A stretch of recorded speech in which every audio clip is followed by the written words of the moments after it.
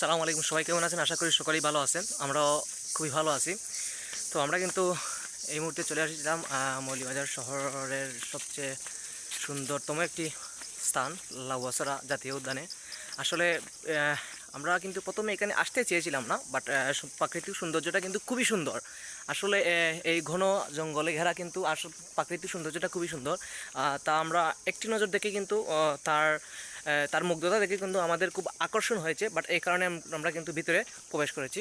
So আমরা অনেকে কিন্তু 115 টাকা টিকিট, আগে কিন্তু এত টাকা টিকিটের মূল্য ছিল না, বর্তমানে কিন্তু তারা 115 টাকা টিকিট নেয়। আমরা কিন্তু সেই রুটিন অনুযায়ী কিন্তু আমরা সেই টিকিটটা কিনে ক্রয় করে কিন্তু আমরা ভিতরে প্রবেশ করেছি। সো সেখানে আমরা অনেক কিছু দেখেছি, বাট দেখার মতো কিছু নয়। এরপরে কিন্তু প্রাকৃতিক যে সৌন্দর্যটা সেগুলো দেখে কিন্তু আমরা অনেক মুগ্ধ হয়েছি। সো এখানে রেল লাইন আছে, রেল লাইনের পাশাপাশি বিভিন্ন প্রাকৃতিক সৌন্দর্য, গাছগাছালা এবং হচ্ছে পাহাড় পর্বত এগুলো আছে। তো সেগুলো আমরা দেখেছি, খুবই সুন্দর লাগতেছে আমাদের কাছে। সো বন্ধু সেজানু, তোমার কাছে সেই লাউয়াছড়া উদ্যানের সৌন্দর্যটা কিছুটা হলে সৌন্দর্য আমাদেরকে আমাদের ভিউয়ার্সকে তুলে ধরো।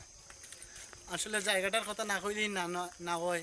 মৌলভীবাজারের মাঝে এত সুন্দর একটা জায়গা, আসলে আপনারা যারা আইবা তারা ঠিকই বুঝতে পারবা। এত সুন্দর জায়গা, প্রাকৃতিক সুন্দর, যেদিকে তাকাইবা ওদিকে খালি সবুজ ঘন শ্যামল সবুজ পরিবেশ, জঙ্গলে ঘেরা। আর জঙ্গলে ঘেরা। আর যার কথা না হইলে নয়, হাজার হাজার বছরের পুরানা গাছগুলা, হ্যাঁ আপনারা গাছগুলা দেখতে পাচ্ছেন, অনেক অনেক লম্বা গাছ। আসলে এগুলো কিন্তু অনেক শত বছরের পুরনো। আসলে সেই গাছগুলো বেসিক্যালি আমাদের এখানে আসার মেইন রিজন হচ্ছে গাছগুলো, প্রাকৃতিক সৌন্দর্যগুলো দেখা। তো আমরা হচ্ছে ভ্রমণ পিয়াসী মানুষ, আমরা বেসিক্যালি প্রাকৃতিক সৌন্দর্যটা দেখতে কিন্তু খুবই ভালোবাসি। এখানে কিন্তু অনেক ধরনের অনেক প্রজাতির পশু পাখি আছে। সো যেহেতু অনেকটাই সন্ধ্যা ঘনিয়ে এসেছে, এ কারণে কিন্তু আমরা এখান থেকে ত্যাগ করতেছি।